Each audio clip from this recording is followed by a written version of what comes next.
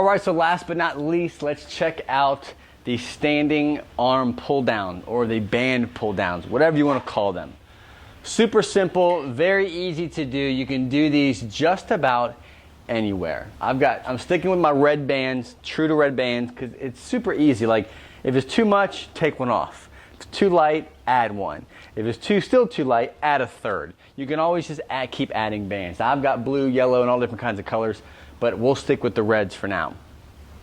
The key to this exercise, right? It's a blend between engagement and being relaxed and keeping yourself in a good, healthy, comfortable position. Ultimately, the goal is to be able to do these and execute them well, but also maintain control over any kind of symptoms or any kind of flare-up or unwanted stiffness around a sensitive area. So if you've had a fusion, if you've had a surgery, if you're just chronically dealing with flare-ups and now you're trying to navigate them well, pay attention to the cueing. So getting into position here, take my feet a little bit wider than shoulder width apart. Find something that feels comfortable for you.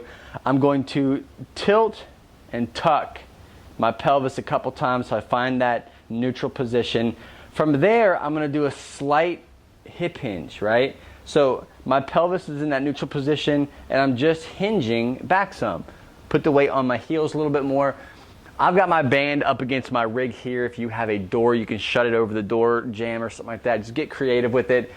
I'm going to grab up to where I have the tension. As soon as I rest my arms, there's tension there. So once you're in position, you've got your arms set nice and comfortable, and you got a good tension on the band, not too tight, but not too easy. When doing this, what tends to happen on the negative side is as you're pulling down, you'll kind of overextend, you'll kind of slam out into extension to try to get this down. Unnecessary, you don't need to do it, right?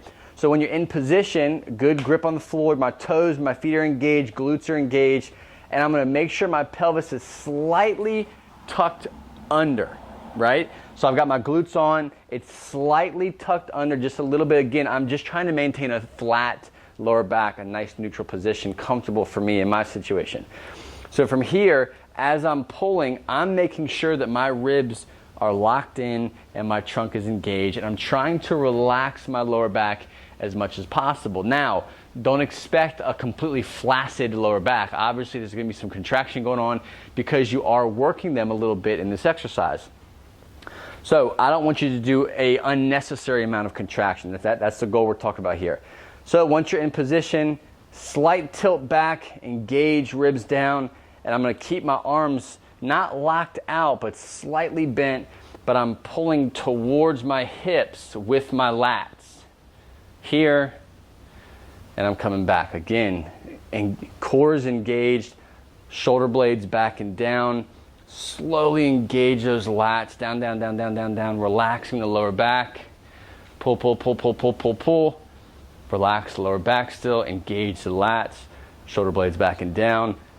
That's what I'm going through my head throughout this whole exercise. Do the rep set scheme that you want to do. Listen to the cueing. If you have discomfort, you might be too heavy on the bands or you're going into extension too much. Relax the lower back. Focus here on the pull down and the release, and you should be good to go.